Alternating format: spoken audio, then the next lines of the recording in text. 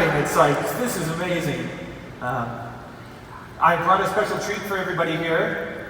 I'm wearing my sparkly shoes. So if the laser beams hit me just right, I might be able to blind one or two of you.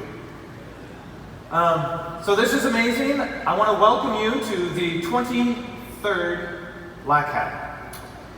This is amazing.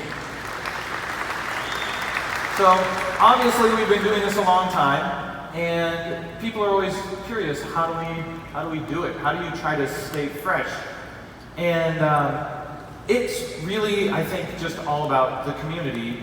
I'm a big believer in the community, and I really feel at home. It's weird, but I feel at home when I'm around my people, because we all kind of get it.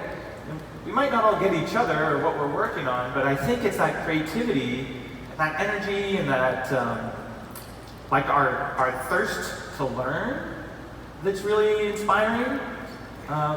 So anyway, just thanks for being here. I have a couple of notes I'm going to go over, a couple of thoughts, and then we'll move on to the keynote. And in trying to build a community and grow and adapt, we always try something new. Years ago, Black Hat started student scholarships, where you write an essay, you write a paper, we review it. If it's good, if it's interesting, you get a free admission. And this was really to try to draw in a younger generation that has not yet entered the workforce and can't pay what we're charging. And so we need a way to involve and get new ideas. And so that was the Student Scholarship Program. And since then, that program has grown. We now have transitioning military veterans that are eligible. And we've started working with more and more partners, like the Executive Women's Forum and the Women in Security and Privacy. And so we're constantly looking to expand and grow the community. So if I could see a show of hands, there's a little over 300 scholarships that were given out. If you got a scholarship, if you're here on one, just raise your hands.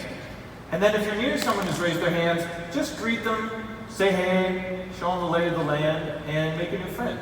So, if you're one of the 300, please raise your hand. Let's give them a round of applause.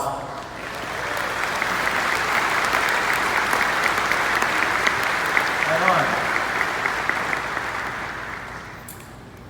So I always talk a little bit about where do people come from. And in this show, we've got people from 112 different countries. Think about that for a moment. They all got in an airplane and flew to Vegas in the Locusts to be here with us, to be us.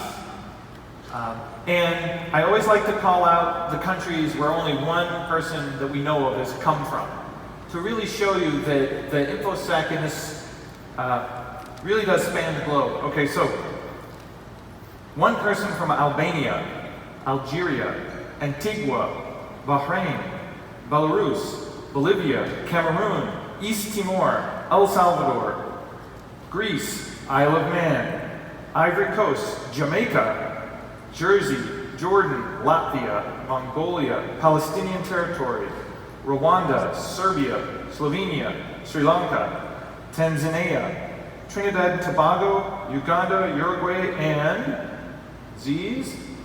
Zimbabwe. So, thank you for coming. I wish more of your friends were here. So I've got a couple of opening remarks, and it's going to be mostly focused around communication and how we communicate, what we talk about. And I think it's a lot of past talks were about how it's our time now. We've wanted to get the attention of management, political leaders, the board. We finally have gotten it. We've had it now for a year or two.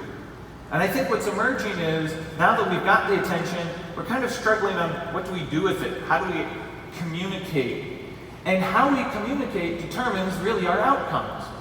So for example, now that the spotlight is on us, if we communicate well to the board, you might get more budget. Communicate poorly to the board, you might get fired. Right? The quality of your communication now determines a lot of our outcomes. So Whether you're communicating to politicians, you might get a good law or a bad law. Communicating to your boss, you might get your time off or maybe you don't. How do you communicate what the internet is, or cyber, or what is security? And I think this is important because it drives the language we use, causes us to think about the problems in a certain way, which then leads us in a direction that we may or may not want to go in. So for example, the military loves to talk about cyber is the fifth domain. How many people know that cyber is the fifth domain? We've been beaten over the head to realize that cyber is the fifth domain over air, land, sea, and space. But that doesn't make, even though it's the fifth of a set of 5, it doesn't mean it's equal. It's different. It's fundamentally different. And we're using language to try to describe it in a way that doesn't fit. So for example, people say the internet is a shared resource.